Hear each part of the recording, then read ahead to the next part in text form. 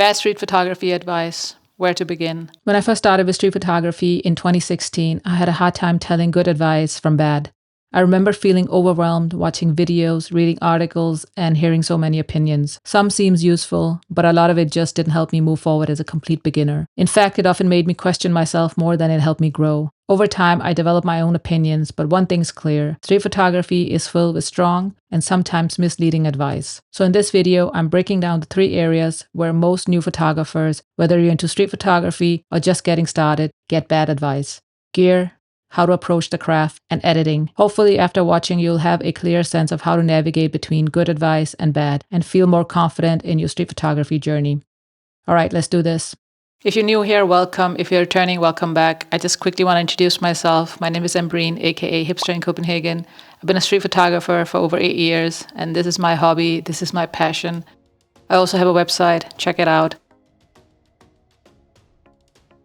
Alright, so let's jump back to the video. The best street photography advice I'll be talking about, I divided into 3 areas. Gear, how to do street photography, and post-processing. So going from taking a photo and then making a photograph. So let's start with the elephant in the room, gear. It goes without saying that there's a lot of focus on gear within street photography. People are always chasing the latest, greatest gear. The bigger, the better almost became synonymous with street photography. I'm guilty of this myself. I've owned many different cameras and camera formats. I had everything from old DSLR, SLR, cheap point-and-shoot cameras from the 90s, and I also had crop sensor, full frame, and micro four thirds cameras. So my point here is gear is not always the answer to do street photography.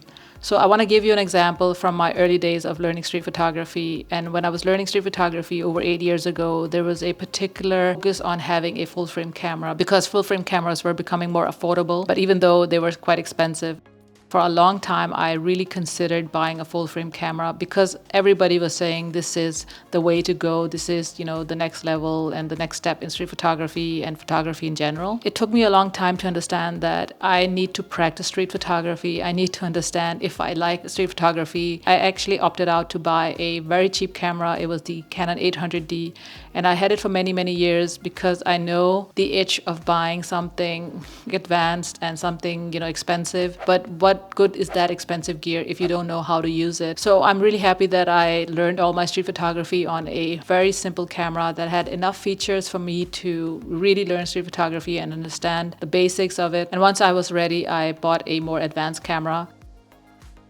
So my point here is that there's no right or wrong way when it comes to gear. You don't need to have an advanced camera to do street photography. You can just have a cheap or simple setup because it's about going out on the streets. It's about having the right attitude to make a photograph. And also it comes down to personal preference and of course budget in some sense. All right, so number 2 is how to do street photography. And there's been so much discussion around how to do street photography. What is the correct way of doing street photography? What is considered a real street photograph? And one of the things that I encountered early on was the whole discussion around having a subject in the frame when doing street photography. And personally, I believe that street photography is so much more than just focusing solely on having a subject in the frame. There's also the environment. So basically the environment plays a key role, maybe also together with the subject, so to give that photograph a context. But I don't believe that you have to focus on having a subject in the frame in order for it to be called a real street photograph. So I consider street photography so much broader because for me it means my own way of expressing my art, so the way I make a photograph. And if my photograph have a subject or not, who cares? It's the way I like my photographs, and if I can tell a specific story and it evokes some kind of emotion within me and also the viewer, then I'm happy. Up next is viewfinder versus hip shooting. So there are purists out there that believes that anything other than using the viewfinder is cheating. Obviously, I don't agree. I believe it's the individual street photographer's prerogative to choose their own shooting style, whatever makes them comfortable. So when I was learning street photography, I actually learned using a viewfinder. And the great thing about using a viewfinder is that you learn about composition. I also learned about making a photograph as correct in camera instead of relying on editing and post-processing afterwards. So for me, it was a good way to learn about street photography. But years later, when I bought my Sony A7C, I didn't have a great viewfinder on that camera. It's notoriously bad. So I switched and got used to using the flippy screen, so the LCD. And I've done this for many, many years. And sometimes I missed using my viewfinder until I bought my Fuji X100V last year. And then this year I bought my Leica M6. I actually returned to using the viewfinder. To be honest, I had to adjust using the viewfinder again because I was so used to shooting from the hip. And I've talked about it also in my other videos that normally I have my Fuji X100V around my neck, and also with the Leica I have it around my neck. And sometimes I don't bother taking it off, so I have it in my hand. I just snap a photo. And that works just fine for me. It's just my way of making a photograph. It makes me comfortable. It's easy for me. It goes back to what I said before. You define your own shooting style, whatever makes you comfortable. If it's eye level, neck level, or hip level, the choice is yours.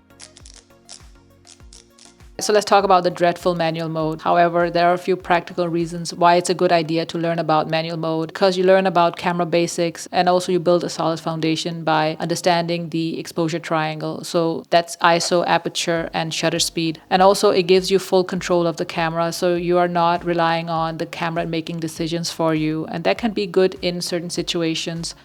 But for street photography, I would say manual mode can be a little bit of a hassle and also slow you down a little bit. I would say in that case, I've also personally used aperture priority for many, many years. I actually switched back to using manual mode because I've gotten so used to it, but it is not the fastest way to do street photography. And as we all know, street photography is really fast, and just standing there fiddling with your camera is not ideal. Make that photograph no matter what. Be as ruthless as you can be. I believe as street photographers, we have a responsibility to treat our subjects with respect and decency. And just because it's legal in some countries to make a photograph of people in public spaces doesn't mean it's always morally okay. I don't personally take a photograph of people who are in a vulnerable state. So basically they're distressed or maybe disabled or just in a fragile state of mind. I believe also when I started going from the longer focal lengths to the wider focal lengths, I really had to consider what is morally okay for me. And I had to sometimes readjust my moral compass because I was so caught up in making a photograph that I actually forgot about that these people are not asking for me to take a photograph of them. So I had to really think long and hard about it. And I came to that conclusion that would I like it myself if somebody was just up in my face taking a photograph of me against my will? And that's why I try to be as respectful as possible with my camera when I'm out there on the streets. Taking a photograph versus making a photograph, so maintaining the creative control. For many years, I've only shot in RAW, which requires me to do a little bit of editing in post. And over the years, I perfected and created my own unique signature style that I apply to certain photographs. So those high contrast, light and shadow, and silhouette photographs. And I really come to like that look. But in 2023, when I bought my Fuji X100V, I completely shifted my creative control in post-processing. I started to shoot in JPEG 99% of the time, and I also used different film simulations. I still had the RAW feature as backup in case there was a photograph that I wanted to have full creative control over. So it just boils down to having that creative control and what that means for you. So it meant for me that I had a very strong creative control of my photographs because I was chasing a specific look, to now where I want my photographs to be as natural and as raw and as they were taken when I took them out on the streets. But it doesn't mean that the one is better than the other. It's just a different way of shooting and making a photograph. So yes, I believe there's a difference between taking a photograph and making a photograph, and that magic often happens in post. But again, this is my personal opinion on how my photograph should look. So that was my take on bad advice that I had encountered and have to navigate through over the years. So let me know yours. I'll see you in the next one.